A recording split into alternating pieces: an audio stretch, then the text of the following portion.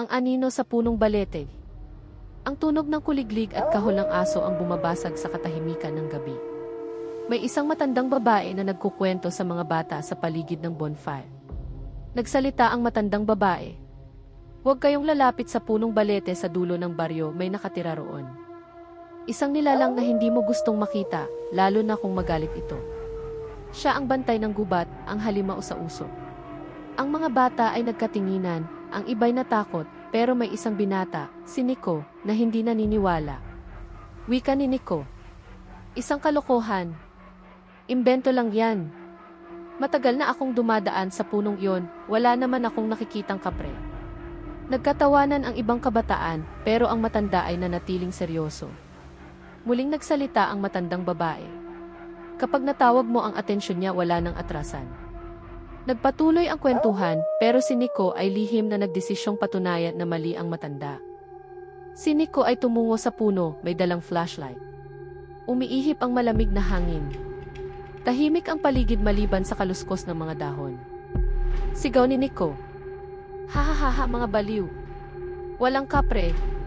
Tinatakot niyo lang ang mga sarili niyo. Biglang bumuga ng malakas ang hangin. May naamoy siyang mabangong tabako. Mula sa itaas ng puno, may malalaking pulang mata ang dumila. Nag-freeze si Nico. Isang anino ang unti-unting bumaba. Malaki, maitim at nakatingin direkta sa kanya. Nagsalita ang kapre. Mababa at mabigat ang boses. Mahilig kang maghamon, bata. Hindi na nakagalaw si Nico. Isang usok ang bumalot sa kanya. Nagsimula siyang mahilo, nawala ng kontrol ang katawan at lumutang sa ere. Nagising ang mga tao sa sigawan. May nakitang nakasabit sa punong balete, si Nico. Mata niya idilat, katawan niya ay nanginginig, at bibig niya ay parang may gustong isigaw, pero walang lumalabas na tunog. Nagsalita ang matandang babae.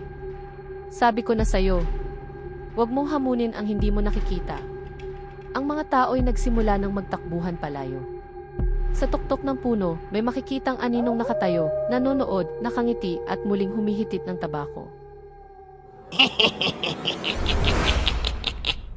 Kung nagustuhan niyo po ang kwento natin ngayon, maaari niyo pong pindutin ang subscribe button, like, share at comment para po sa pagsuporta sa ating channel. Para sa mas marami pang kwentong ating pagsasaluhan, maraming salamat po.